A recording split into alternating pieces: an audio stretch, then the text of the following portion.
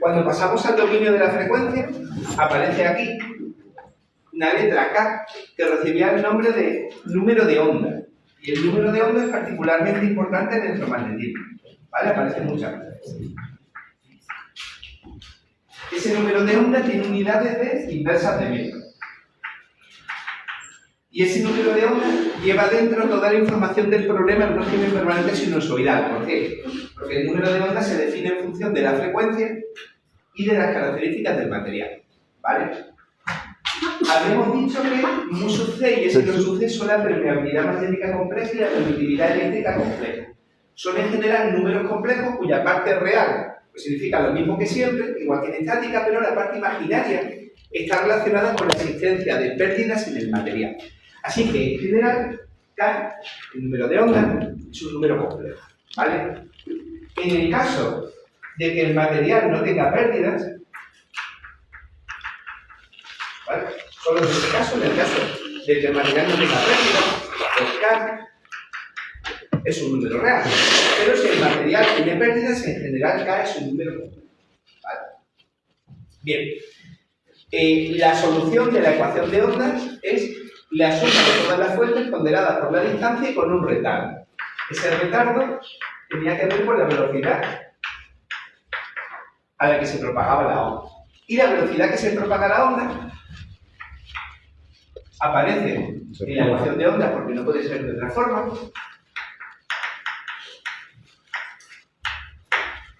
Aparece en la ecuación de ondas desde el principio. En el dominio del tiempo, pues los retardos son simplemente retardos, y cuando se va al dominio de la frecuencia, los retardos se transforman en desfase, ¿vale? De manera que este término de aquí es un término de desfase. ¿Que depende de qué? Dice, bueno, pues el término de desfase depende del número de ondas y depende de la distancia a la que se encuentra. Es más, si K es un número complejo, esta componente tiene una parte que representa el desfase y otra parte que representa el hecho de que la onda se atenúa a medida que va viajando, ¿vale? Esto lo veremos un poquito más adelante. Bien. En cuanto a la J, ¿vale?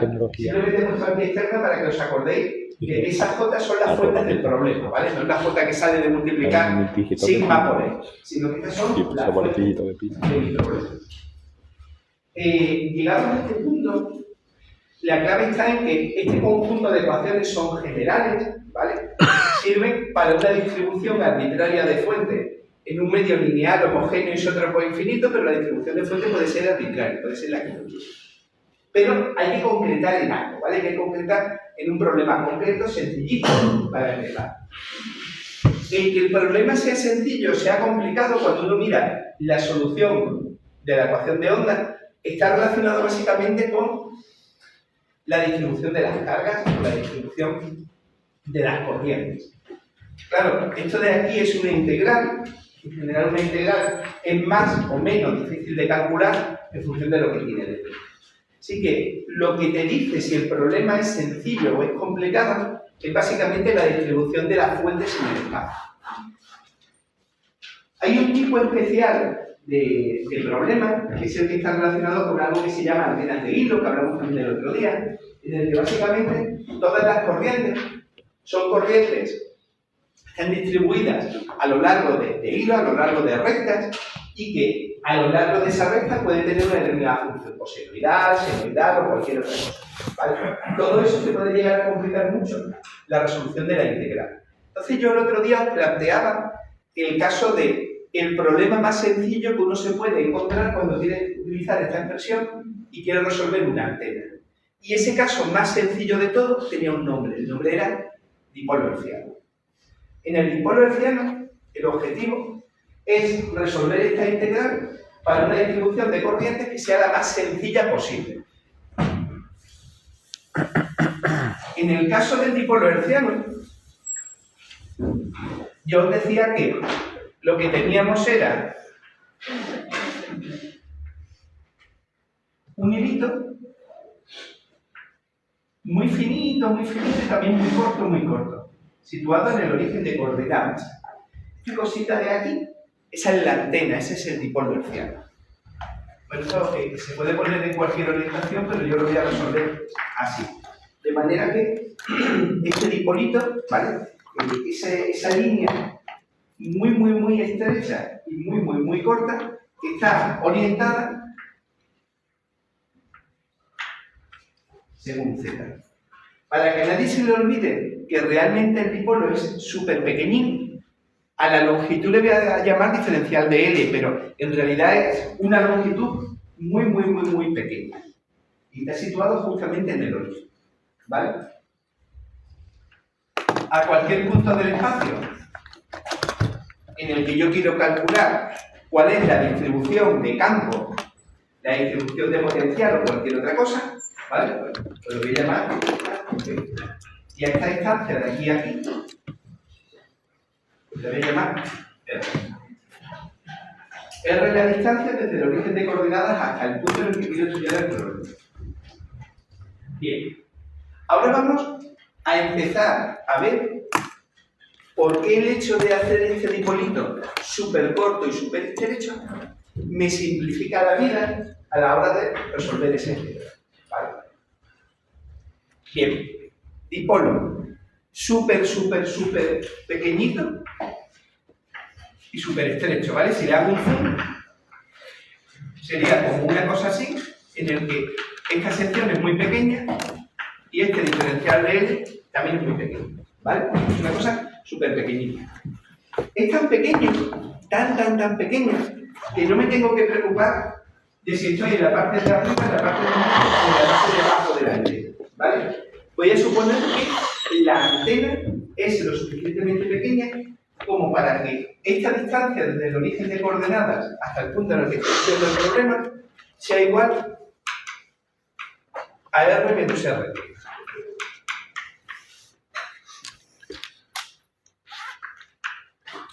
¿Vale?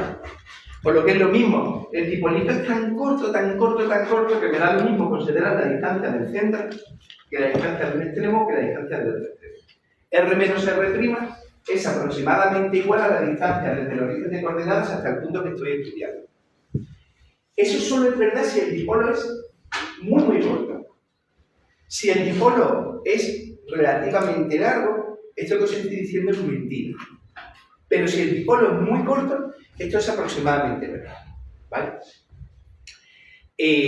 Básicamente lo que os estoy diciendo es que el dipolo es tan corto que en realidad no me tengo que preocupar a la hora de resolver la integral por resolver la integral a lo largo de todo el dipolo. El dipolo en la práctica se está comportando como su diferencial de L, como si su longitud fuera básicamente.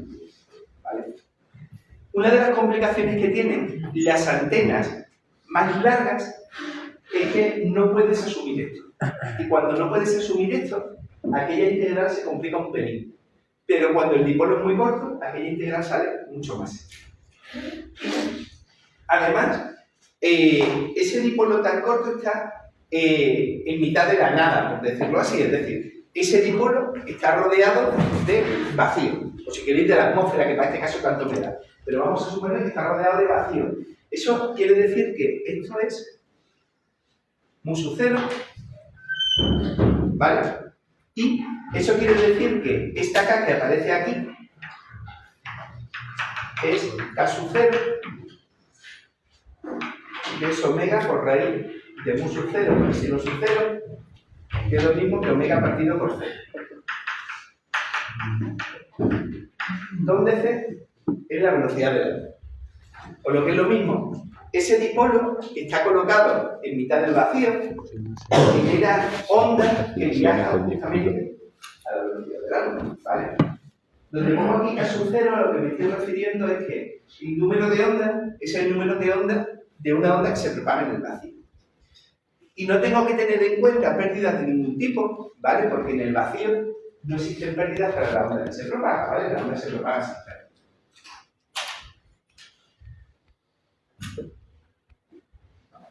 Vale.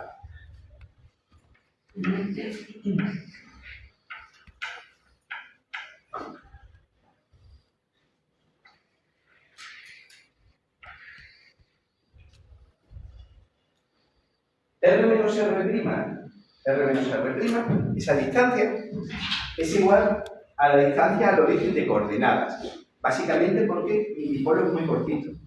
Y la gracia que tiene ese truco es que esto me lo puedo llevar fuera de la integral y esto me lo puedo llevar fuera de la integral.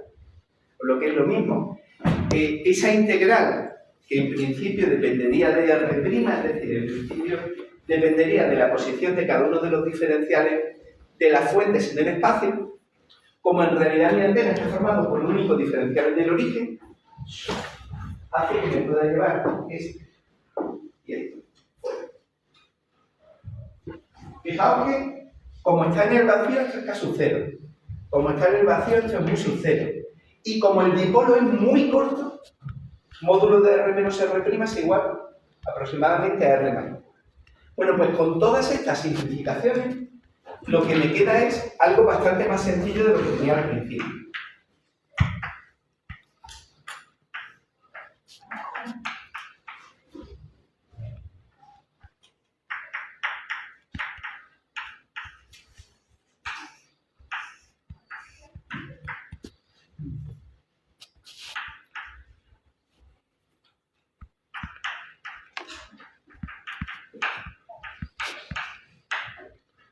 Me queda esto. Daos cuenta de que he podido sacar el término exponencial y el término R del numerador y del denominador, básicamente porque mi dipolo es tan corto que he hecho esta aproximación de él. E insisto, esta aproximación solo es válida porque mi antena es extraordinariamente corta. A la que la antena fuera un hilo un poquito más largo, esto no lo podría hacer. Pero en este caso, puedo hacerlo porque mi antena es extraordinariamente corta. Hemos ganado mucho. ¿Por qué? Pues porque al llevarme estos términos fuera, solamente me queda esta integral de volumen. ¿Vale? Y esta integral de volumen, lo vamos a ver ahora, es súper fácil de resolver.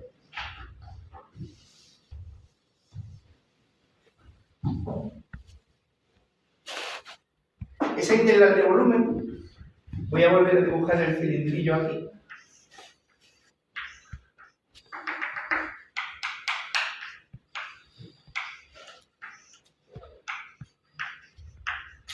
Esa integral de volumen es muy fácil de resolver. ¿Por qué? Porque esa integral de volumen la puedo poner como esta.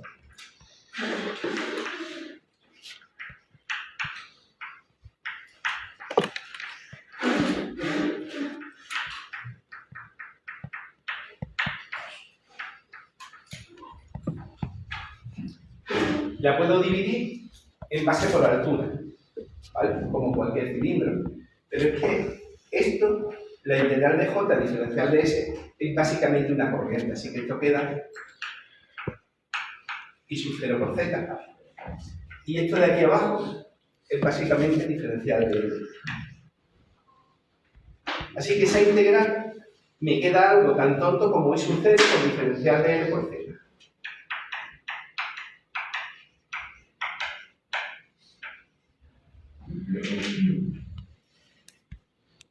Normalmente las integrales no salen tan fáciles porque cuando tienes que meter dentro el término exponencial y el 1 partido por R, la cosa se complica mucho.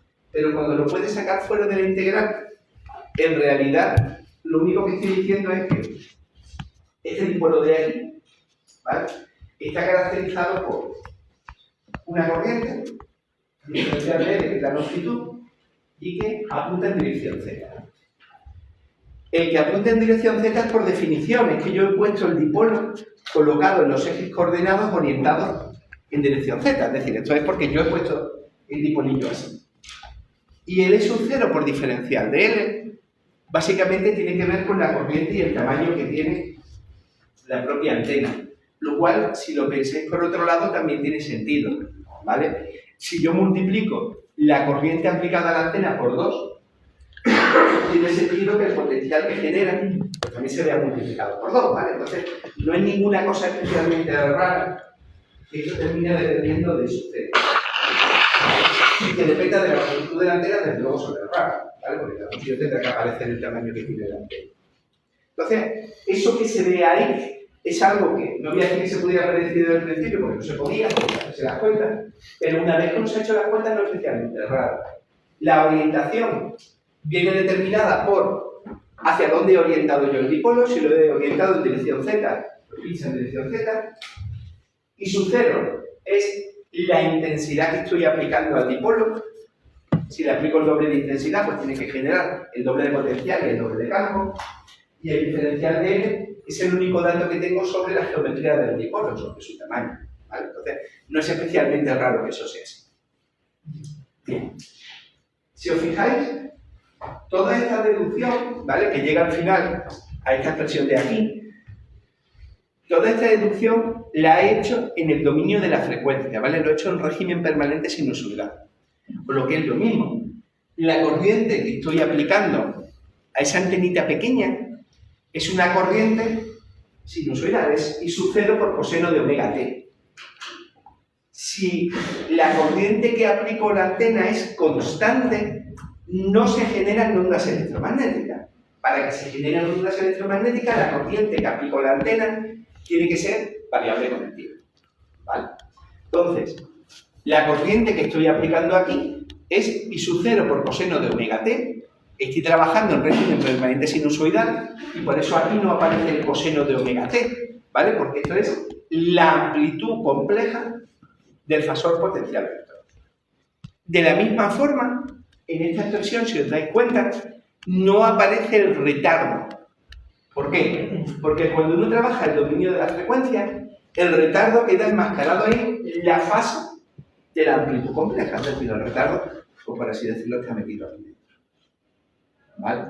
Entonces, esto que veis aquí sería la amplitud compleja del potencial vector, del dominio de la frecuencia, por lo tanto, en el que aparece este término de aquí que depende de la excitación, es decir, depende de la antena, tamaño, orientación y corriente que le aplico. Y aparece aquí un término, este de aquí, que es básicamente lo que normalmente se denomina una onda esférica, ¿vale?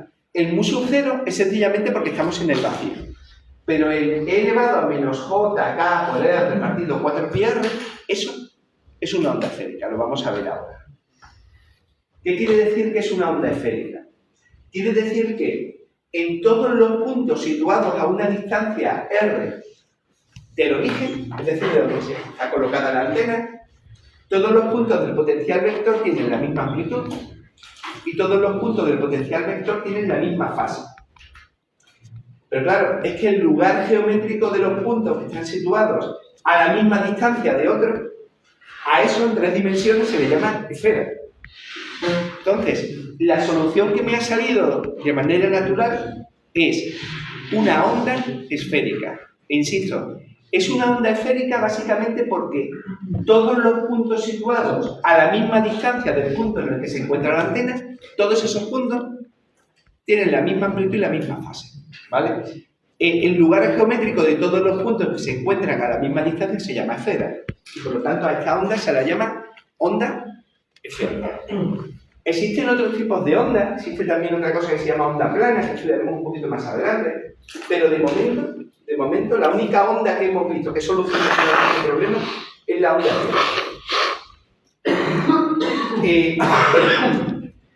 El potencial vector tiene que ser un vector necesariamente, no queda otra, y la orientación está relacionada con hacia dónde oriento el dipolillo, es decir, si el dipolo le cambio la orientación, también cambia la orientación en la que pincha el potencial vector. Pero esta parte de aquí no cambia. Esto es igual. De hecho, tanto mu sub 0 como k están relacionados con el medio en el que se propaga la onda. Pero ni mu sub 0 ni k, tal y como está planteado aquí esto, ni mu sub 0 ni k dependen de la orientación que tenga la antena. La orientación de la antena solamente afecta a esta parte que tiene flechitas. ¿Vale? Así que si yo cambiara la orientación de la antena, lo que ocurriría sería que cambiaría hacia dónde apunta este asunto con flechitas. Pero esta parte de aquí seguiría siendo en esencia exactamente igual. ¿Vale? Entonces, el potencial vector radiado por un dipolo hertziano es una onda esférica. ¿Vale? A la distancia del centro, todos los puntos tienen la misma amplitud y la misma fase. Y apunta ¿en qué dirección? Dice, apunta en la misma dirección en la que tenga orientada la antenita. Venga, me paro un momentito. Dime. ¿Por qué la K aquí no es más compleja? Porque se me ha olvidado poner el sonoro. ¿Vale? Esta K le podéis poner el subíndice.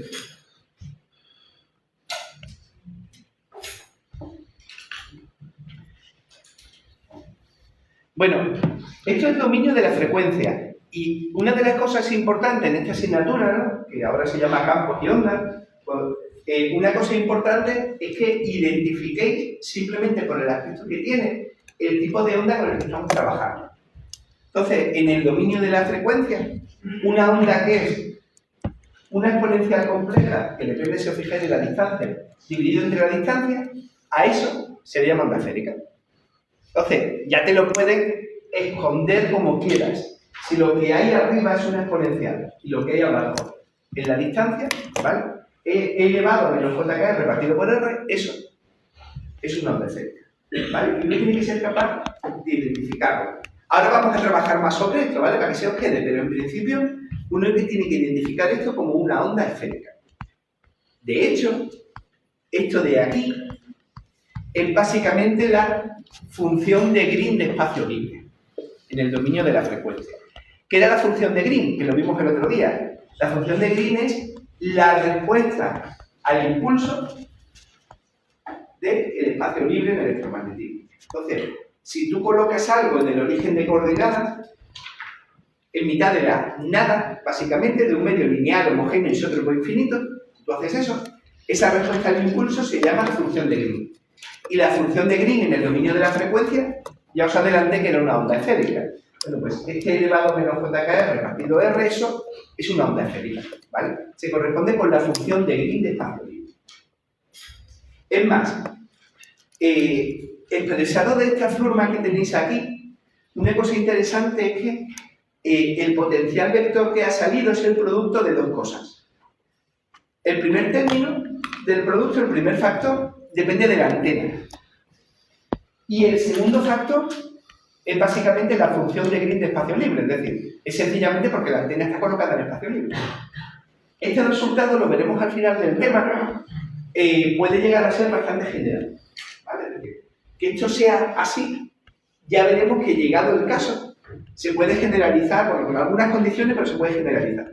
Entonces, el hecho de que el potencial vector haya salido el producto de dos cosas, lo primero, que depende de la antena, y lo segundo, que depende de que la antena esté colocada en espacio libre, eso no es casualidad.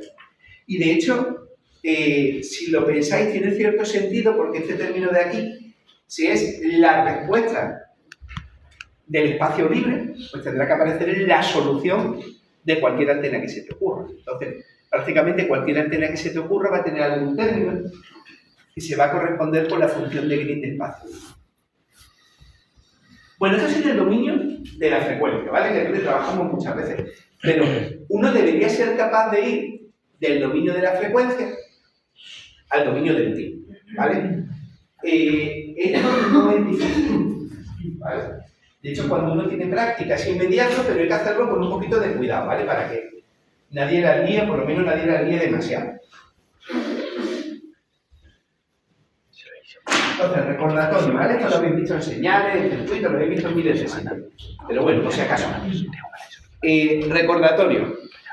En el dominio del tiempo no se pueden poner números complejos, ¿vale? Los números complejos aparecen de manera natural cuando uno trabaja en el dominio de la frecuencia, pero en el dominio del tiempo no hay lugar para los números complejos.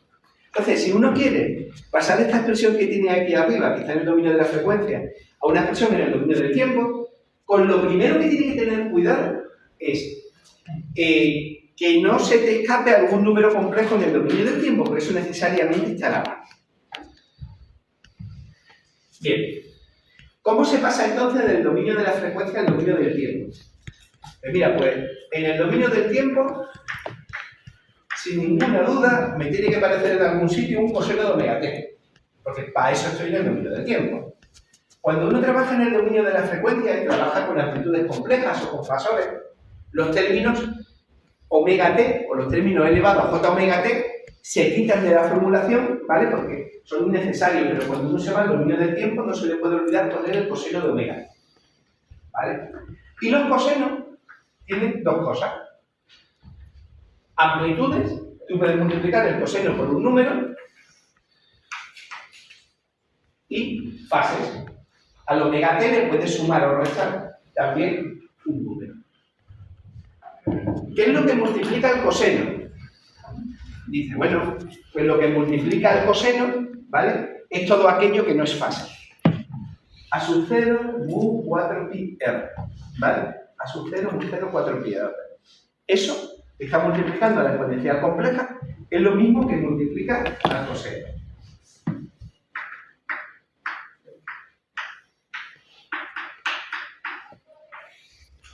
¿Vale? Esto está multiplicando al coseno, que es básicamente lo mismo que multiplica a la exponencial compleja. Bien, y ahora, ¿qué me falta? Me falta la fase del coseno. Pues la fase del coseno es el argumento de la exponencial compleja, por supuesto, si la conozco. Entonces, así se pasa del dominio de la frecuencia al dominio del tiempo. La idea es que si en el dominio de la frecuencia lo tienes todo expresado, vamos a decir, en polares, es decir, módulo por elevado a j fase, y eso pasa aquí de manera natural. Esto es módulo por elevado a j fase. Cuando te vas al dominio del tiempo es muy sencillo. Lo que multiplica coseno es el módulo y la fase que aparece en el argumento del coseno, pues es la fase. ¿Vale? Esto no es nada nuevo, esto es lo mismo que habéis visto en circuito y que habéis visto en señales. Pero lo hago un poquito más despacio, porque a partir de ahora muchas veces vamos a pasar del dominio del tiempo al dominio de la frecuencia, sobre todo cuando lleguemos a la onda plana. Entonces corresponde repasarlo un poquito para no meterle a pata. Hay que hacerlo con cuidado, porque si no lo haces con cuidado y no piensas, a lo mejor de repente dices, bueno, pues ya está, coseno de omega t y lo que multiplica el coseno es todo esto. Es lo que hace muchas veces la gente, incluso en el examen. Pero eso no puede estar bien, ¿por qué? Porque en el dominio del tiempo no puede haber números complejos, entonces no me puedes poner aquí elevado a menos j k por r, eso está mal, ¿vale? La clave está en que el módulo de esa amplitud compleja es lo que multiplica el coseno y la fase es lo que vale. ¿Vale? ¿Se ve más o menos? Ya digo, no es que sea complicado, es sencillo, pero es que la cosa más sencilla si se hace mal, pues está mal, ¿no? Entonces hay que hacerlo con cierto cuidado. Entonces, solución del problema en el dominio de la frecuencia, solución del problema en el dominio del tiempo. Y las soluciones vienen de la expresión genérica de suma ponderada por la distancia a todas las fuentes. Lo que pasa es que en este caso he cogido una fuente que tiene truco, porque he cogido una fuente que básicamente es un diferencial del origen. Por eso la integral ha sido bien tan fácil. Bueno, ahora le vamos a dar alguna vueltecilla a la onda esférica, ¿vale? Y voy a partir de la onda en el dominio del tiempo. Mirad, en su momento, de hecho cuando empecé con este tema, yo definí una onda como una función de dos variables. Una de las variables tenía que ser el espacio y otra variable que tenía que ser el tiempo. Bueno, puede tener más de dos variables porque puede haber tres variables espaciales, pero en el caso mínimo de la onda más sencilla tiene que ser una función matemática de dos variables, tiempo y espacio. La expresión a la que se llega ahí es efectivamente una función de dos variables, del tiempo y del espacio. Es un poquito más complicada que a lo mejor las ondas que habéis visto hasta ahora, básicamente porque esa onda es un vector. Pero no importa, ¿vale? No importa. Sigue teniendo que ser una función de dos variables, el tiempo y el espacio. Entonces, como las funciones de dos variables son complicadas de representar, pues a veces lo que se hace es hacer representaciones fijando una de esas variables y representando la otra. ¿Vale? Por ejemplo, tú puedes hacer una representación dejando fijo el tiempo, que sería el equivalente a sacarle una foto a la onda. Tú le sacas una foto, cuando tú le sacas una foto a algo, Pues lo que has hecho es paralizar el tiempo justamente en el instante en el que has hecho la foto. Entonces, ¿qué es lo que uno vería? ¿Qué es lo que uno vería si le sacas una foto a esa onda? Bueno, pues lo que uno vería si le saca una foto a esa onda es que la variación de la función matemática de dos variables ahora solamente depende de una, que es la variable espacial. Si uno representara alrededor del origen cuánto vale la amplitud de esa onda, pues lo que vería es que todos los puntos situados a la misma distancia de la antena, es decir, todas las esferas de radio R tienen la misma amplitud, y que además a medida que me voy alejando del origen, esa amplitud va disminuyendo. Va disminuyendo como 1 partido por R, donde R es la distancia. Ahora una cosa importante. Esa disminución en la amplitud de la onda no quiere decir que la onda se esté atenuando realmente. Lo que quiere decir es que la misma cantidad de potencia se está repartiendo entre un área mayor, ¿vale? El ejemplo que siempre pongo para esto es un ejemplo muy tonto, pero yo creo que se entiende, que es el ejemplo de un globo. Cuando tú tienes un globo desinflado, ¿vale? Vamos a suponer un globo de color rojo desinflado. Cuando está desinflado normalmente, el color rojo del globo es muy intenso, muy intenso. Pero cuando tú empiezas a inflar el globo y el globo se va haciendo cada vez más grande, ese rojo ya no es tan intenso, ¿vale? Ya pasa a ser un rojo más clarito, un rosita o algo parecido. Y eso, bueno, voy a inflar con algún globo, ¿no? Siempre pasa eso. Cuando está desinflado, tiene un color muy intenso, pero cuando lo infla, el color ya no es tan intenso. ¿Por qué? Bueno, pues eso en el globo pasa porque la cantidad de pintura roja que tiene el globo es la que es. Si el globo está desinflado, toda esa pintura está concentrada en una superficie muy pequeñita, que es la del globo desinflado. Y el rojo se ve muy intenso porque hay mucha pintura por unidad de superficie. Pero cuando tú inflas el globo y el globo se hace más grande, la misma cantidad de pintura se reparte entre un área mucho mayor. Bueno, pues ¿qué pasa? Pues que te cabe a menos pintura por unidad de área del globo inflado. Eso no significa que la pintura se haya evaporado. La pintura es la misma que al principio. Simplemente se ha repartido entre un área más grande. Entonces, si yo te preguntara a ti, oye, dime la cantidad de rojo que hay en el globo. Si tú te fijaras en un solo puntito, cuando el globo está desinflado, el rojo sería muy intenso, y cuando el globo está inflado, el rojo sería mucho menos intenso. Pero eso no significa que se haya perdido pintura. Eso significa que se ha repartido entre áreas mayores. Aquí pasa igual. La potencia que está emitiendo la antena es la que le toca en función de I sub C, de la corriente que le estoy aplicando. Lo que pasa es que si estoy muy cerquita de la antena, la intensidad, ¿vale? La amplitud del potencial vector es muy grande. Y si me voy más lejos, la misma potencia se reparte entre un área que también es mucho mayor.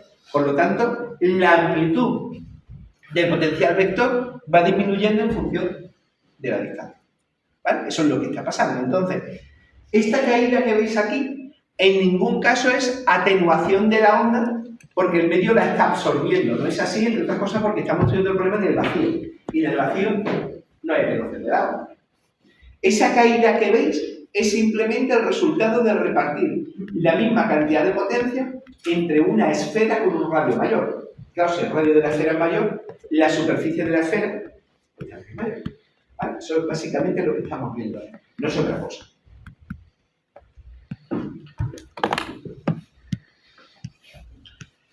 Bueno, esto justifica, entre otras cosas, que si tú te vas muy lejos de la antena transmisora, te llega menos señal que si estás muy cerca, ¿no?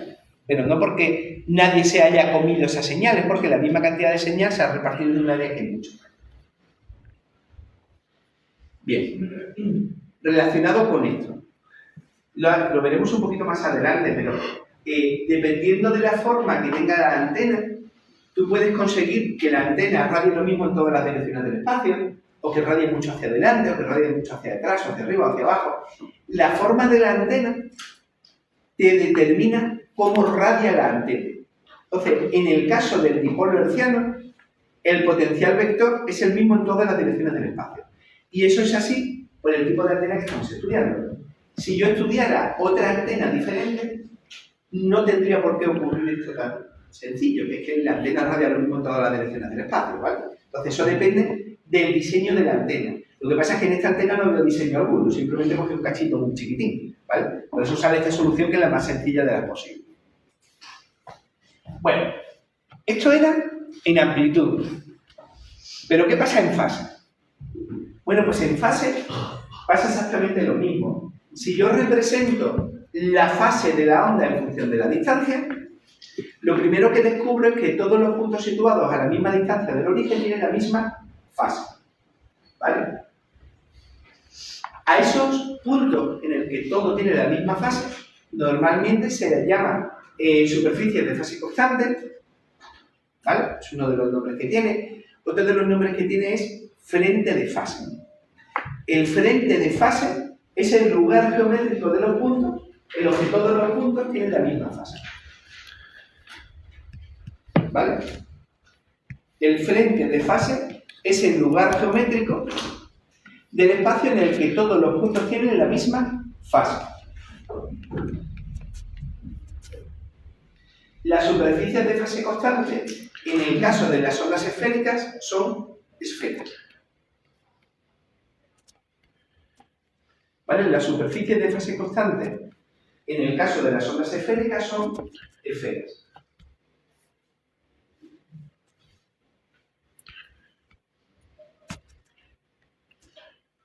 El nombre que recibe la onda esférica, o la que veremos más adelante, que se llama onda plana, está relacionada con la forma de los frentes de fase. Entonces, si las superficies de fase constante son esferas, a la onda se le llama onda esférica. Bueno, pues estudiaremos más adelante unas ondas que se llaman ondas planas. ¿Por qué las ondas planas se llaman ondas planas? Porque las superficies de fase constante son planas. Pero en este caso de aquí, como estamos con las ondas esféricas, las superficies de fase constante son esferas.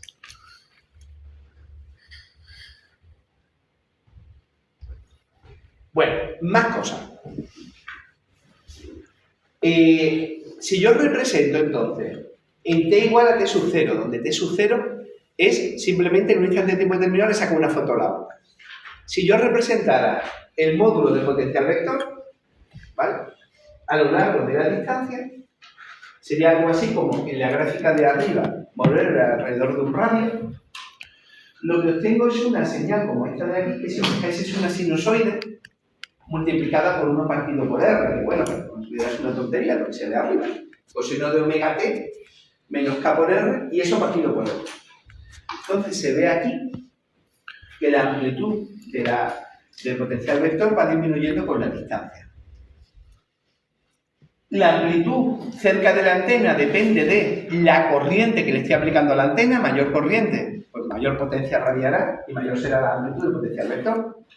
Y a medida que me voy alejando, esa amplitud decae como 1 partido por r, insisto, no porque se esté disipando potencia, sino sencillamente porque al ponerme más lejos, la misma potencia se reparte en un área. Bien. La distancia entre dos máximos o dos mínimos de esa curva recibe el nombre de longitud de onda.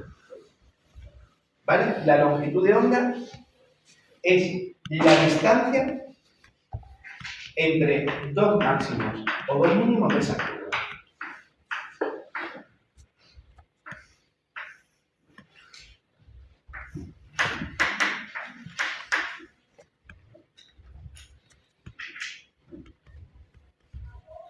En el vacío, la longitud de onda es 2pi partido k0 o la velocidad de la luz partido por la frecuencia. ¿En qué se miden las longitudes de onda? Pues las longitudes de onda se miden en metros. Entonces la longitud de onda está relacionada con el número de ondas y la longitud de onda está relacionada con la frecuencia y la velocidad de la onda. ¿Qué es la longitud de onda, por lo tanto? Es la distancia entre dos máximos o dos mínimos de la onda, pero si os fijáis, este es un eje de distancias. Entonces, la distancia entre dos máximos y dos mínimos tiene que tener también unidades de distancia. Y por eso la longitud de onda es metros. ¿Vale? La longitud de onda es constante a medida que la onda se aleja de la fuente. ¿Vale? La longitud de onda es constante a medida que la onda se aleja de la fuente, básicamente porque depende de c, que es la velocidad a la que viaja la onda en el vacío, y f, que es la frecuencia de trabajo. Bueno, un comentario muy pequeño, ¿vale? A distancias siderales, es decir, cuando me alejo mucho de la Tierra, de la Vía Láctea, me pongo a mirar el universo primitivo, deja de ser verdad que la longitud de onda no cambia a medida que la onda se propaga. Pero es por una cosa que nosotros no estamos estudiando, y es que en realidad el universo se está expandiendo, entonces las distancias no permanecen constantes, sino que se están haciendo cada vez más grandes. Es que lo que le pasa a los fotones que viajan por el espacio es que a medida que van viajando, el espacio que van recorriendo se va haciendo cada vez más grande. Y al hacerse cada vez más grande, la longitud de onda cambia. Por eso, esta afirmación que os hago aquí de que esto no cambia, vale para distancias razonables. Distancias razonables es en la Tierra, el sistema solar, o tanto me da si mando una sonda como la Voyager que sale del sistema solar. En todas las magnitudes sensatas para el ser humano, la longitud de onda es constante, ¿vale? Pero si uno quiere resolver el problema físico de verdad, tiene que tener en cuenta la relatividad, tiene que tener en cuenta que el espacio pues, se está creando de la nada, yo no sé muy bien cómo, pero lo cierto es que sí, y en ese caso la longitud de onda pues, no permanece igual. De hecho, a lo que os guste la astronomía, astrofísica y demás, pues ese es un problema típico, ¿vale? De cómo se va cambiando la longitud de onda de los fotones a medida que se van propagando desde hace millones de años. Pero para lo que nosotros estamos estudiando, eso es constante, ¿vale? Lo digo, si a alguien le gusta la astrofísica, pues sencillamente que esto es verdad prácticamente para cualquier escala humana en todos los sentidos. Es decir, cualquier cosa que nosotros podamos mandar al espacio en un tiempo razonable, dentro del sistema solar, incluso fuera del sistema solar, esto es sería verdad, ¿vale? Bueno. Una pregunta. Sí. Ese lado, cuando lo sacas a partir del K, si el K fuera completo, lo sacas solo de la parte B. Sí, bueno, esto lo veremos un poco más adelante, pero cuando estudiemos las ondas claras, una de las cosas que veremos es que si las pérdidas del material son muy pequeñas, en realidad el número de ondas es equivalente al número de ondas en el caso de que no existan pérdidas. Entonces, todas las definiciones se siguen manteniendo partiendo de la base de que si las pérdidas son bajas, solo si las pérdidas son bajas, la K es idéntica, o prácticamente idéntica, al caso sin pérdida. ¿Vale? Y por eso, esta expresión es la que se utiliza siempre. Tú me puedes decir, bueno, si hay muchas pérdidas, ¿qué pasa? Bueno, pues si hay muchas pérdidas, prácticamente nada de lo que estamos viendo termina siendo demasiado útil. Si las pérdidas son brutalmente grandes, no hay transmisiones a larga distancia, solamente a corta distancia. Entonces, tienes que estudiar el problema completo en distancias muy cortas. De hecho, ese es el problema por el que no se puede transmitir, un submarino no puede transmitir señales de radio debajo del agua, porque se atenúa tan rápido la onda que realmente nada llega afuera. Entonces, claro, el menor de tus problemas realmente es calcular esto, es que casi no hay definición de longitud de onda, porque para una longitud de onda tienes que tener unos cuantos ciclos. Pues imagínate que toda la onda se extingue en 2 ciclos. Pues ya pierde como un poco de sentido lo que significa longitud de onda. ¿Vale? Entonces, respuesta a tu pregunta, nosotros siempre vamos a utilizar esto porque los casos que nos interesan típicamente son casos de baja pérdida. Por lo menos transmitiendo. Vale, más cosillas, ya para terminar el descanso, pues. Yo puedo también, en lugar de fijar el tiempo, ponerme en un sitio del espacio y mirar qué le pasa a la onda. Bueno, pues si hago esto, si me quedo fijo en un punto del espacio y miro lo que le pasa a la onda, pues lo que veo es que no me queda otra cosa. Tengo que ver una señal oscilatoria, porque estoy en régimen permanente sinusoidal, que oscila a una frecuencia omega, y la distancia entre dos máximos y dos mínimos, típicamente pues, se llama con T mayúscula. Y eso se mide en segundos. De hecho, si uno compara estas expresiones cuando le saco una foto a la onda, con estas expresiones, que es cuando me quedo en un punto fijo mirando lo que le pasa a la onda, ve como ciertas analogías. Lambda y T mayúscula son equivalentes. Lambda es un periodo en el espacio, T mayúscula es un periodo en el tiempo. Y lo mismo pasa con K y omega. La K es 2pi partido lambda, la omega es 2pi partido T mayúscula. Entonces, realmente es el mismo tipo de información, periodos y frecuencia, solo que cuando estás mirando la función en el tiempo, pues estamos acostumbrados a verlo como omega y t, y cuando miras la función definida en el espacio, pues típicamente a esto se le llama longitud de onda y número de onda, ¿vale? Pero el número de onda sería el equivalente a la frecuencia natural de oscilación y la longitud de onda sería el equivalente al periodo en el tiempo, ¿vale? Significan lo mismo, solo que en el espacio se le llama longitud de onda y en el tiempo se le llama t mayúscula, se le llama periodo, típicamente, ¿vale? Lo significa exactamente. Bueno, una de las cosas que veremos en la práctica, ¿vale? Que cuando termine este tema ya veré de qué va en más detalle, pero una de las cosas que veremos en la práctica sería el potencial vector variando con el tiempo, porque realmente cuando tú quieres ver una función que depende del espacio y del tiempo, lo más cómodo es el vídeo, ¿vale? Bueno, pues en una de las partes de la práctica vais a ver el potencial vector generado por un dipolo hertziano y vais a ver cómo la onda varía con el tiempo y cómo uno puede visualizar que realmente la onda está transportando energía de un lugar a otro, ¿vale? Bueno, pues eso lo vamos a ver en la práctica.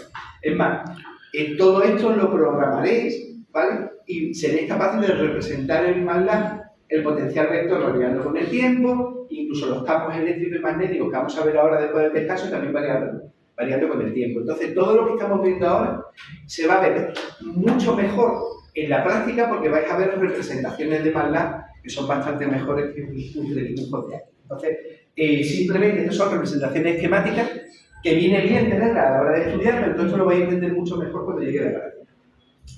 Decía que el motivo por el que normalmente se comienza calculando el potencial vector es porque a partir del potencial vector es muy sencillo calcular el resto de campo. Entonces, si tú has calculado el potencial vector a partir de ahí puedes calcular cuánto vale el campo B, simplemente aplicando el rotacional, ¿vale? Lo que hay en esta transparencia es solo matemática, no hay ciencia alguna, ¿vale? No hay física potente ni nada parecido, ¿vale? Esto es simplemente matemática. Está hecho con mucho nivel de detalle, solo por un motivo, y es que cuando intentéis hacerlo en casa, tengas la oportunidad de, si no te sale lo mismo, ver dónde te has equivocado, ¿vale? ¿Por qué? Porque yo afirmo que todos vosotros, si te he dado el campo A, seas capaz de hacer el rotacional de A por tu cuenta, que no hay nada que yo tenga que explicar duro. Pero bueno, al final son muchas cuentas, son muchas cosas, y en cualquier momento pues, uno puede decir, oye, pues me he quedado perdido por algún sitio, no sé por dónde seguir. Entonces, el desarrollo está hecho con cierto detalle, básicamente para que cuando lo intentéis en casa, podáis localizar fácilmente dónde os habéis equivocado, ¿vale? Porque ya digo que esto no tiene mucho que explicar. A ver, cosas relevantes. Primero, este tipo de cuentas en muchas ocasiones conviene hacerlas en esférica. ¿Por qué? Bueno, lo que decía es una tontería, pero es que la forma natural de radiación de una antena tiene una parte que se llama onda esférica.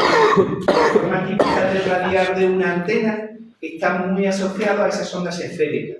Entonces, trabajar en esféricas cuando uno diseña o analiza antenas es la forma habitual de hacerlo.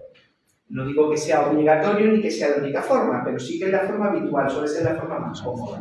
Entonces, el primer paso a la hora de calcular el campo B es pasar el potencial vector, que tiene una expresión muy sencillita en cartesiana, pasarla a esférica.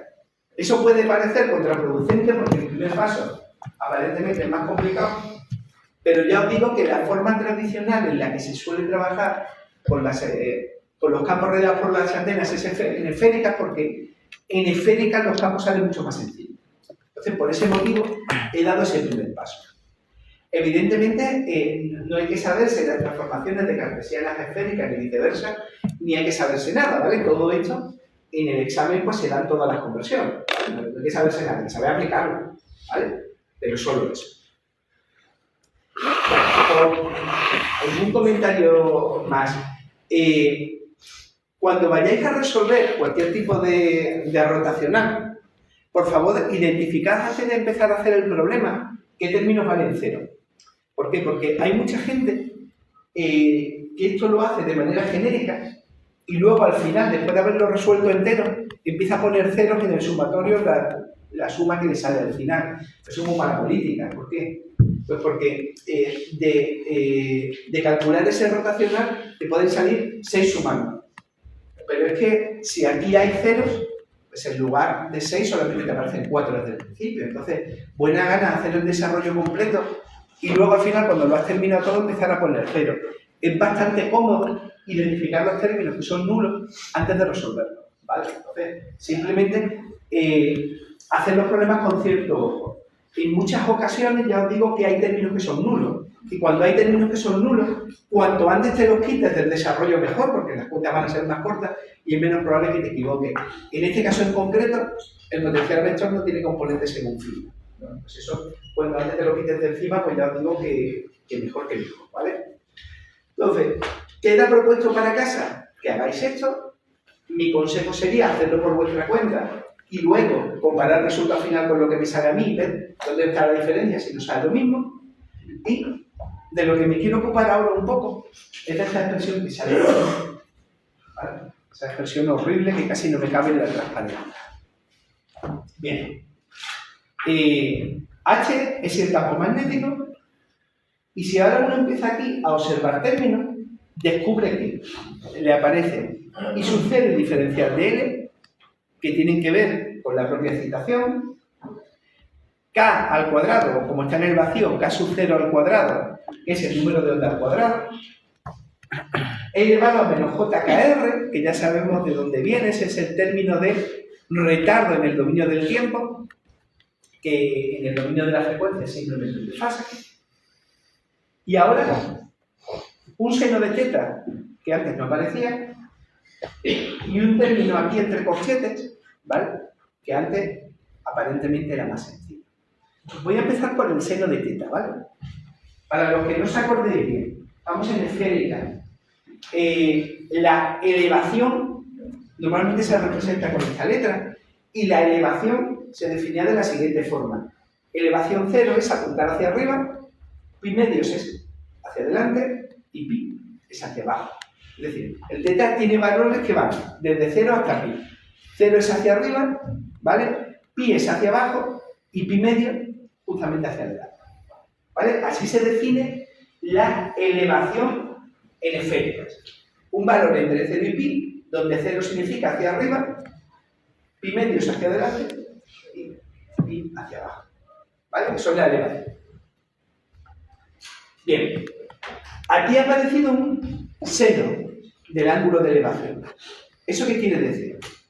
Pues lo primero que quiere decir es que el campo magnético que irradia esta antena no es igual en todas las direcciones del espacio. Esta antena no radia igual hacia arriba, que hacia abajo, que hacia adelante, no. Esta antena tiene una dependencia con el ángulo de elevación. Es más, esta antena hacia arriba y hacia abajo no radia nada. ¿Por qué? Porque el seno de θ igual a 0 es 0 y el seno de θ igual a pi es también 0. Esta antena no radia nada, ni hacia arriba ni hacia abajo. En cambio, la antena tiene el máximo de radiación en θ igual a pi medios. Eso quiere decir que la antena radia el máximo hacia allá, hacia allá, hacia allá, es decir, para todos los ángulos de azimut, pero para elevación pi medio. Entonces, este término de aquí, que parece un poco inocuo, el seno de θ que aparece ahí, básicamente lo que nos está diciendo es que mi dipolo, este chiquitín, mi dipolo hertziano, hacia arriba y hacia abajo, no radia nada. Todo lo radia en este plano de aquí. ¿Vale? Ahí tiene el máximo. Y entre el mínimo y el máximo, pues tiene una función de tipo seno. ¿Vale? De arriba a 0, se va haciendo cada vez más grande hasta que llega a pi medio y luego pasa a 0 de 0. Esto lo veréis mejor en la práctica, pero básicamente esto tiene la forma de un toroide, que tiene un nombre muy raro, pero básicamente es un donut, ¿no? Lo que pasa es que es un donut en el que el agujero del centro es chiquitín, chiquitín, chiquitín. ¿Vale? Eso es un donut. Entonces, el dipolo hertziano, el campo magnético lo radia como un domo. No radia nada, ni hacia arriba ni hacia abajo. ¿Vale? Radia el máximo para θ igual a pi medios. Y radia igual para todos los ángulos de azimut. Es decir, radia lo mismo hacia allá, que hacia allá, que hacia allá. Eso es un domo. Bueno, pues esa es la forma en la que radia el dipolo hertziano. Eso lo veréis mejor con representaciones en 3D y todo en la práctica. Pero bueno, básicamente radia del máximo hacia acá y nada hacia arriba y hacia abajo. Bueno. Esto básicamente, si os fijáis en un domo partido por la mitad, y si os represento a la otra parte, pues básicamente es un domo. El hecho de que esto salga aquí depende de la forma y el tamaño que tenga la antena. Es decir, no todas las antenas radian así. ¿Eso de dónde ha salido? Dice, bueno, pues eso ha salido de que yo he partido de una antena muy sencilla, que es el dipolo hertziano. Pero no todas las antenas radian así. Bueno, ahora vamos a la segunda parte. ¿Esto ha sido una gran sorpresa? ¿No ha sido una sorpresa? ¿Esto cómo lo ves? Dice, hombre, hay que hacerse las cuentas para saberlo. Pero una sorpresa yo no sé si ha sido. ¿Por qué? Porque si tú tienes un cable con una corriente que circula por el cable, ¿qué pinta tiene el campo magnético?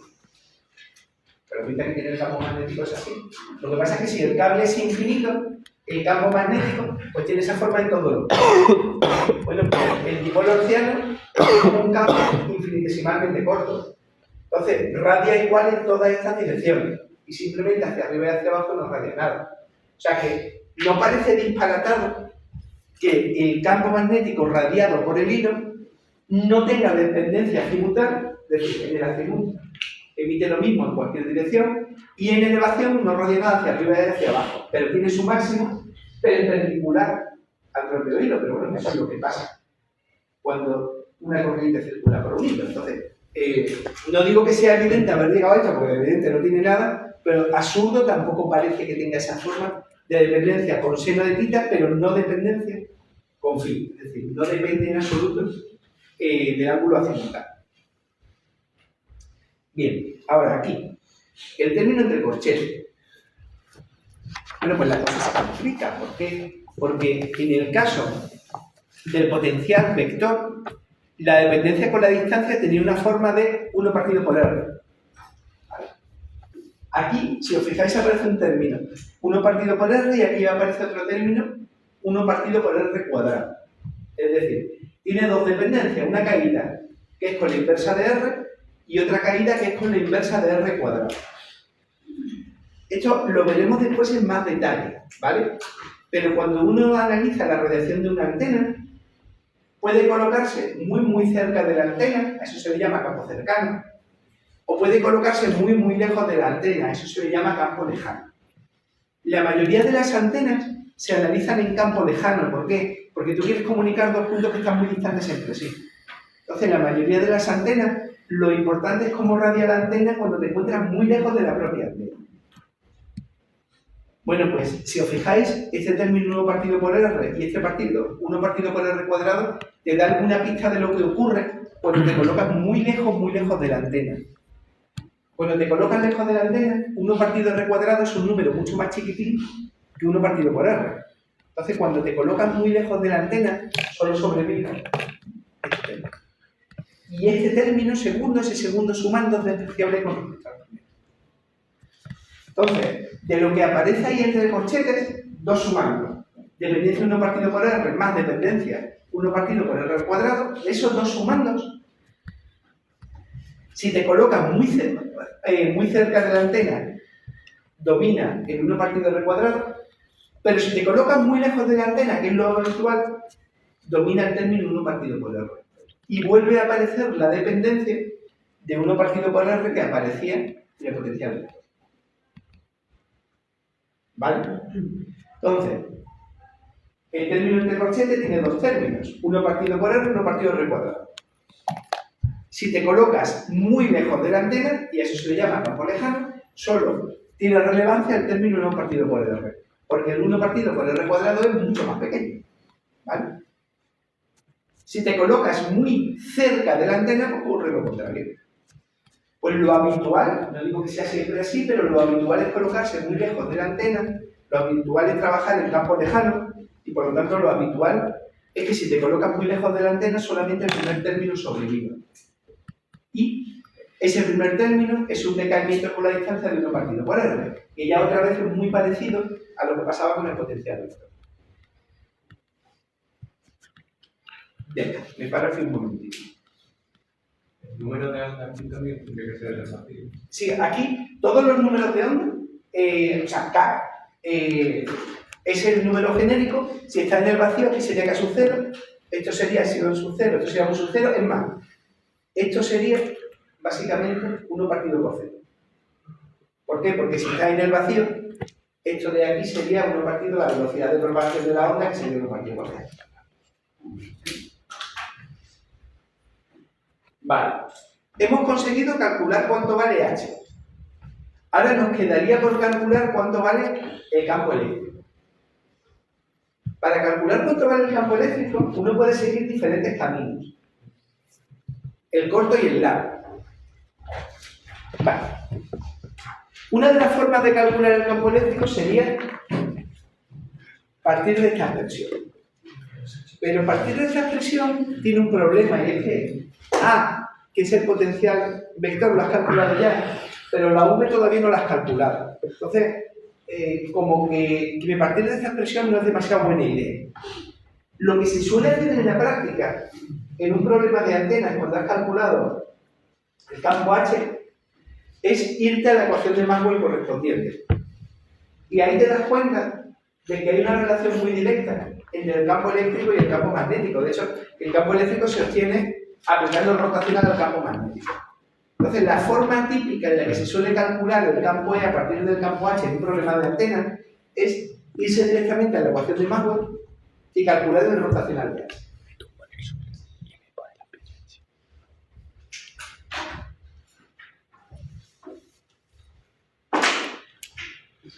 Así que aquí lo que estamos haciendo es, a partir del problema geométrico he calculado A, a partir de A he calculado B como rotacional de A, y a partir de aquí H, que es B partido por 0, y a partir de aquí calculo como rotacional de H. ¿Vale? Esos son los pasos que voy a hacer. Una vez más, hay que calcular un rotacional, que es fácil pero muy pesado. Y la gracia que tiene este rotacional es que, si os fijáis, el campo magnético H solamente tiene una componente. Así que calcular este rotacional es relativamente sencillo, porque solamente tiene una componente que calcular, ¿vale? Es bastante corto, ¿vale? Esto no es especialmente complicado, no es especialmente grande. En cualquier caso, el campo eléctrico tiene una forma bastante más enrevesada que el campo magnético, que a su vez era ya bastante más enrevesado que el potencial vector. Bueno, por partes. Primero, este camino que estamos siguiendo, lo estamos siguiendo porque yo dije en un principio que es mucho más sencillo calcular el potencial vector A y a partir de ahí el resto de campos que resolver directamente el campo B. ¿Vale? Bueno, yo creo que si veis la solución que tiene el campo eléctrico, os daréis cuenta de que lo que os digo debe ser verdad. Es decir, imaginaos resolver una ecuación en la que el resultado de la ecuación es esa cosa. Todo es sencillo. En cambio, tal y como nosotros lo hemos hecho, calcular A ha sido muy sencillo. Calcular B, pues un coñazo, pero no es complicado. Y lo mismo con calcular E, porque son solamente rotacionales. Entonces, este camino de aquí te suele normalmente ocupar mucho menos tiempo, mucho menos esfuerzo que resolver directamente el campo eléctrico a partir de las ecuaciones correspondientes. Entonces, salvo en alguna excepción rara, normalmente uno no suele calcular directamente el campo. Y ya os digo, un motivo para que comprendáis, porque no se suele calcular directamente el campo es porque imaginar lo que tiene que ser resolver una ecuación integral cuyo resultado es esto. Seguro que la ecuación que tienes que resolver es súper difícil. Mientras que el cálculo de A, una vez que te dicen cómo se hace, es relativamente sencillo, al menos en este caso del tipo hertziano. ¿Vale? Bien, más cosas. Bueno, estas cuentas ya os digo que las tenéis que hacer en casa porque nadie las puede hacer por vosotros, ¿vale? Pero están todos los pasos intermedios por si os habéis equivocado en algo. Para llegar a la solución final, he aplicado aquí, he metido una nueva variable que se llama Z0, que recibe el nombre de impedancia del vacío.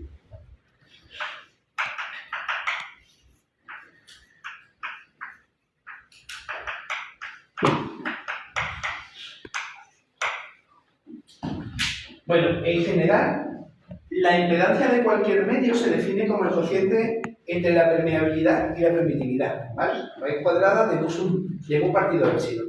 Si tiene el vacío, la raíz cuadrada de mu1 partido del epsilon sub 0. Y ahora, la impedancia intrínseca del vacío siempre tiene el mismo valor. Ese valor es 120 pi. Y las unidades de esto son ohmios. Por eso se le llama impedancia, ¿vale? Ya veremos después que cuando me voy muy lejos de la antena, la relación entre el campo E y el campo H queda muy clara en términos de este término de impedancia, ¿vale? Entonces vamos a ver que cuando me voy muy lejos de la antena, la relación entre E y H se produce a través de esa impedancia, a través de Z0, ¿vale? Entonces el hecho de llamarlo impedancia y el hecho de que las unidades sean ohmios, vamos a ver que no es casualidad, hay un motivo para que eso sea así. En cualquier caso, esta expresión del campo eléctrico, yo qué sé, yo creo que para cualquiera que la vea es complicada. ¿Por qué? Porque tiene componentes según R, tiene componentes según θ, y luego aparte, fijaos los términos que aparecen. Inversa de R al cuadrado, inversa de R al cubo. Y aquí arriba, inversa de R al cuadrado e inversa de R al cubo. Es decir, tiene una pinta... Ahora tiene una pinta horrorosa, ¿no? Un montón de términos. Ahora, ¿qué pasa si me voy muy lejos de la antena? Pues si me voy muy lejos de la antena, que insisto, es la forma habitual en la que se suele trabajar con las antenas, si me voy muy lejos de la antena, los términos 1 partido R al cuadrado y 1 partido R al cubo son mucho más pequeños que los términos 1 partido por R. ¿Y eso qué quiere decir? Eso quiere decir que si ahora os fijáis en los términos en recorchete y decís, solamente me importan los términos que sean 1 partido por R, es decir, 1 partido R al cuadrado y 1 partido R al cubo se hacen tan chiquitines lejos de la antena que los puedo despreciar. Si hacéis eso, os daréis cuenta de que la componente según R del campo eléctrico, si te vas muy lejos de la antena, es despreciable siempre. ¿Por qué? Porque esto es 1 partido R al cuadrado, esto es 1 partido R al cubo. Si me voy muy lejos de la antena, la componente radial del campo eléctrico es despreciable. Y ahora, la componente sub θ tiene dos términos, R cuadrado y R al cubo, que son despreciables si me voy muy lejos de la antena y solo me queda el término de 1 partido por R. Entonces, esta expresión terrible es la expresión completa del campo radiado por la antena. Si me voy muy cerca de la antena, los términos 1 partido R cuadrado y 1 partido R al cubo pueden ser importantes, pero si me voy lejos de la antena, todos los términos 1 partido R cuadrado y 1 partido R al cubo son despreciables. Y solamente me queda el término 1 partido por R. ¿Vale? Entonces, en campo lejano, cuando me voy muy lejos de la antena, esta expresión tan complicada se simplifica muchísimo. Porque la mayoría de los sumandos que aparecen entre corchetes son despreciables si me voy lejos de la antena. E insisto, lo de referirme tanto a colocarme lejos de la antena es porque la mayoría de las antenas se utilizan en campo lejano, porque quieres comunicar dos puntos que están muy lejos, ¿vale? Por eso me refiero a a campo lejano continuamente. Si estuvieras colocado muy cerca de la antena, entonces sí que tienes que tener en cuenta estos términos. Pero a poco que te vas lejos de la antena, esos términos ya son despreciables con respecto a los términos de 1 partido cuadrado. Así que lo que he hecho aquí es sencillamente, de las dos transparencias anteriores, he quitado todos los términos, 1 partido R al cuadrado y 1 partido R al cubo. ¿Vale? Los he quitado porque son despreciables y me voy muy lejos. Y he puesto las expresiones que quedarían si solamente dejara el término 1 partido por R. Entonces, la expresión de arriba a la izquierda y de arriba a la derecha se corresponden con estas expresiones y esta expresión final, en el caso en el que me vaya muy lejos de la antena y los términos 1 partido R al cuadrado y 1 partido R al cubo, esos términos sean despreciables con respecto al 1 partido por R. ¿Vale? De hecho, lo podéis ver, ¿vale? Cada uno de esos términos de aquí se corresponde con un único término de las dos transparencias anteriores. ¿Vale? Y ahora, cuando lo pongo así, las expresiones ya no son tan complicadas. ¿Vale? Y además se ven cosas. ¿Qué cosas se ven? Dice, mira, lo primero que se ve es que tanto el campo magnético como el campo eléctrico solo tienen una componente.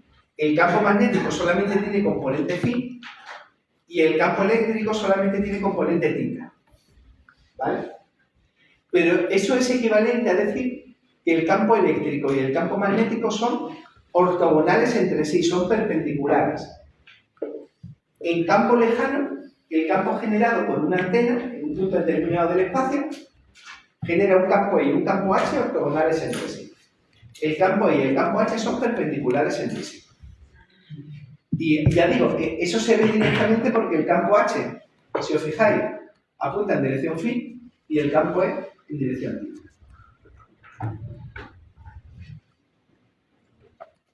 Bueno, evidente, sí. Eso pasaría incluso aunque no estuviese buscando. Eso es lo que iba a decir ahora. Eso, si os fijáis en la definición de ley del H, es una obviedad. ¿Por qué? Porque el campo E se calcula como rotacional de H. Pero es que el producto vectorial de dos vectores es otro vector perpendicular a... Entonces, el E es rotacional de H, es obligatorio que el E sea perpendicular al H. Lo que pasa es que si yo te pongo estas expresiones a pelo, te pongo las expresiones del campo H, del campo E, te pongo el resultado, es muy difícil visualizar que el E y el H son perpendiculares. Pero es que en campo lejano las expresiones son evidentemente perpendiculares. ¿Vale? Segundo, si os fijáis en la expresión de la izquierda, la del campo H, y la derecha, la del campo E, os daréis cuenta de que las dos expresiones son idénticas, excepto por un factor, por el factor z sub 0, ¿vale? El que se llama impedancia intrínseca del medio. Bueno, pero es que una vez más, si os fijáis, es que no puede ser de otra forma. ¿Por qué? ¿Cuáles son las unidades de H? Bueno, pues las unidades de H son amperios partido por metro. ¿Cuáles son las unidades de E? Las unidades de E son voltios partido por metro. Entonces, la relación entre E y H tiene que ser una relación de impedancia. Voltios partido por metro igual a ohmios por amperios partido por metro. ¿Vale? Entonces, desde el punto de vista simplemente del análisis dimensional, se ve que esto tiene sentido. Así que, si tú estás en campo lejano y quieres saber cuánto vale el campo magnético y conoces el campo eléctrico, o quieres saber cuánto vale el campo eléctrico y conoces el campo magnético, en realidad no es que haya que hacer mucho. ¿Por qué? Porque los dos tienen que ser perpendiculares y además están relacionados a través de la impedancia. Así que si conoces uno de los campos, me refiero siempre a campo lejano, quieres calcular el otro, es tan sencillo como que el nuevo campo tiene que ser perpendicular al primero y además tiene que estar escalado en amplitud con Z0, es decir, con la impedancia del vacío.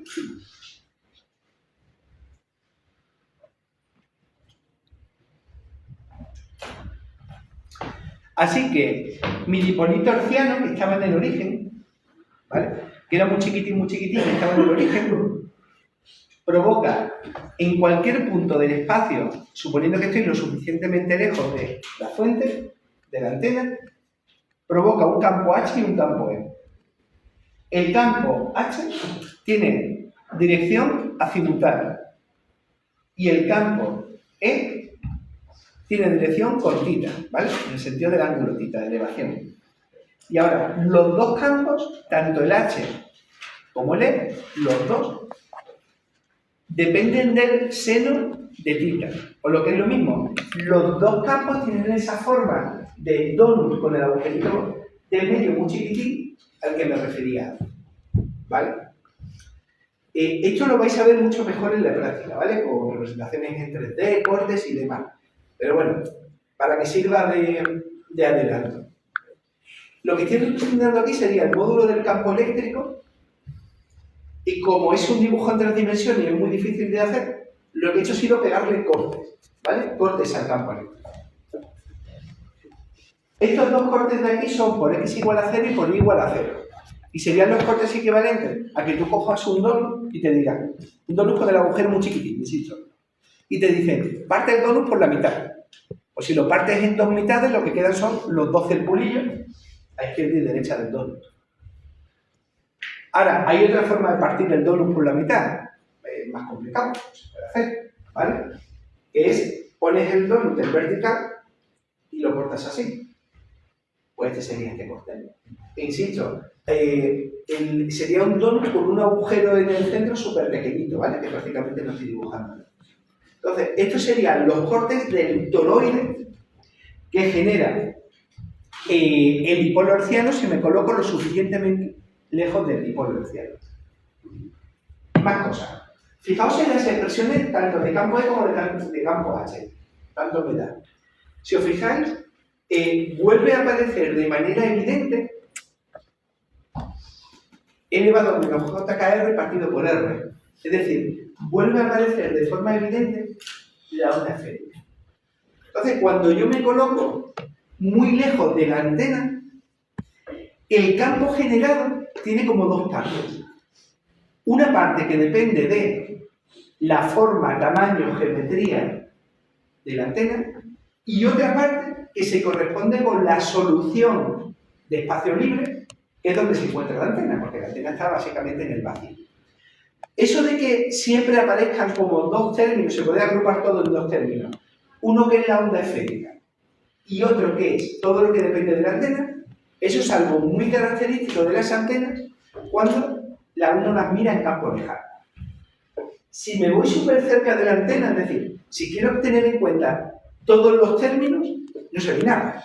Aquí no se ve nada. ¿Por qué? Porque esto es una partida R cuadrado al cubo, componente con R, con θ. Si me coloco muy cerca de la antena, si me coloco en campo cercano, no veo esto que os estoy diciendo. Pero si te colocas muy lejos de la antena, si te colocas en campo lejano, sí que se ve que las soluciones son siempre el producto de un término que depende de la forma y el tamaño de la antena y otro término que es básicamente la solución de espacio libre del problema que estoy considerando. Siempre aparece la onda esférica por un lado, multiplicado por otra función más o menos complicada que depende de la forma que tenga la antena. Esto solamente es cierto en campo lejano. Pero claro, ahora queda la pregunta, que es, ¿qué significa campo lejano? Es decir, cuando yo digo que me coloco muy cerca o muy lejos de la antena, ¿eso de qué depende? ¿Vale? Todos entendemos lo que significa cerca y lejos, de eso no hay duda, pero algún número habrá que dar para decir estoy muy cerca o estoy muy lejos de la antena. Bueno, pues eso es arbitrario, pero hay una definición bastante extendida de campo lejano, que es que están muy lejos de la antena si se cumple esta expresión de ahí. 2 por n al cuadrado partido por la. Insisto que ese número es arbitrario hasta cierto punto, pero tiene cierto sentido y además se suele utilizar mucho. Se habla de campo lejano cuando la distancia a la que me encuentro, acordado de que R es la distancia al origen, es 2 por n al cuadrado partido por 2.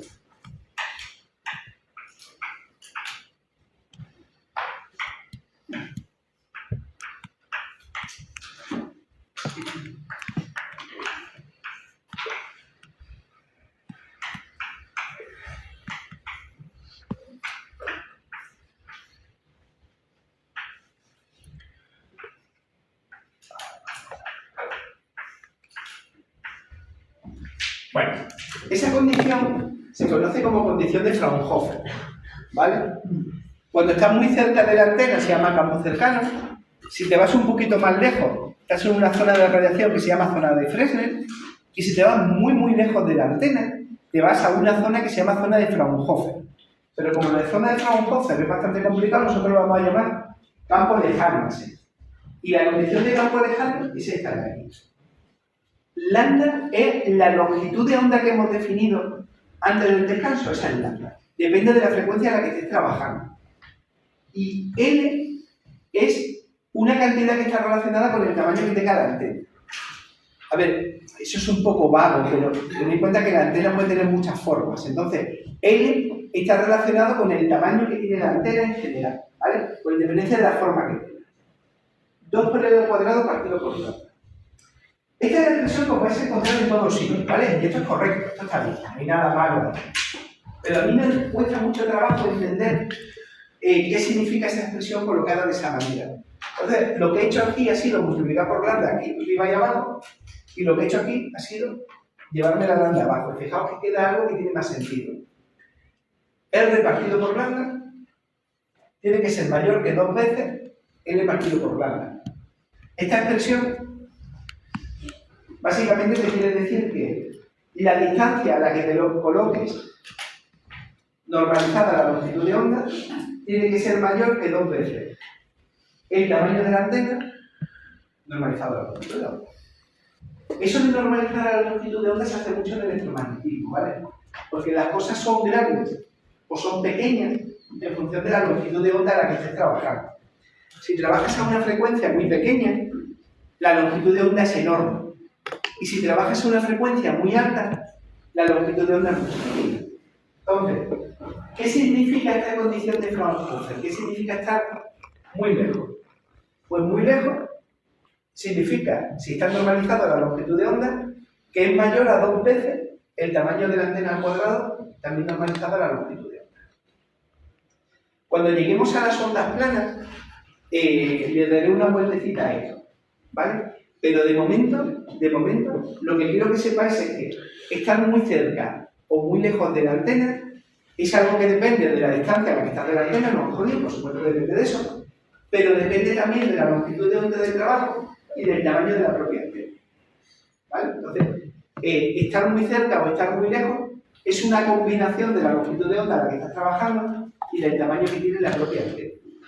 Y la expresión es tan sencilla como esta. Entonces, siempre que se cumpla esta condición está muy lejos de la.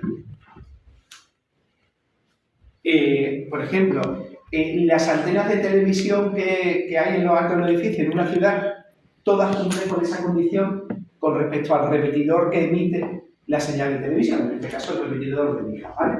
Entonces, con la longitud de onda a la que se trabaja, que son centenares de megahercios en el caso de la televisión, y la distancia a la que te encuentras del emisor, esta condición se cumple siempre para la antena que tenéis en lo alto de casa. ¿Vale? Se cumple de sobra.